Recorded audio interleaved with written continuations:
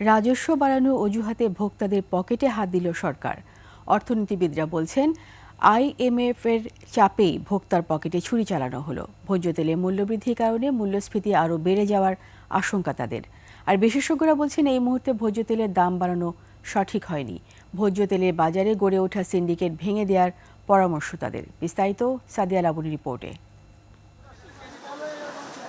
ভোজ্য তেলের উপর ভ্যাট অব্যাহতির মেয়াদ শেষ হয়েছে গত ৩১ মার্চ।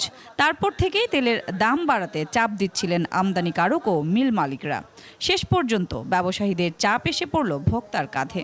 রাজস্ব আদায় বাড়ানোর অজুহাতে ভ্যাট অব্যাহতির মেয়াদ না বাড়িয়ে ভোক্তার পকেটে হাত দিল সরকার।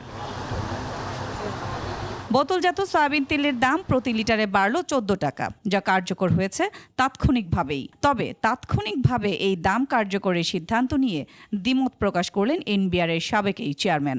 বাজারে যে মাল বিক্রি হবে তার সাথে জড়িত হচ্ছে কবে এই মালটা আনা হয়েছিল, কত টাকা দামে আনা হয়েছিল। তার উপরে আজকেই যদি আমি দাম বাড়াই তাহলে সে কোথার থেকে সে এটা শুরু করবে। আজকেই সে খুচরো বাজারে এই দাম কেন দেবে? কারণ সে তো মাল সাপ্লাই দিয়েছে আগের রেটে। সিল্কোর সিল্ক অ্যান্ড শাইন, যাতে আছে আর্গান অয়েল ও ওট প্রোটিনের গুডনেস, যা আপনার চুলকে রাখে হেলদি অ্যান্ড শাইনিং। দাম বৃদ্ধির এই সিদ্ধান্তে আসলে লাভবান হলো কে, এই প্রশ্নও রেখেছেন তিনি। ট্যারিফটা ওনার সরকার আবার ইম্পোজ করছেন।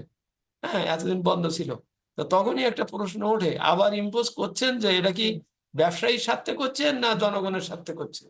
অর্থনীতিবিদরা বলছেন, ভোজ্য তেলের এই মূল্য বৃদ্ধি মূল্যস্ফীতিকে আরও উস্কে দেবে। বেকায়দায় পড়বেন সাধারণ ভোক্তারা। এই অবস্থায় বিশেষ করে ভোক্তাদের পকেটে ছুরি চালানো, আমি বলবো যে ছুরি চালানোটা কোনোভাবেই মনে হয় যে এটা সমীচীন হয়নি। ভোজ্য তেলের বাজার নিয়ন্ত্রণে সিন্ডিকেট ভাঙার পরামর্শ দেন তারা।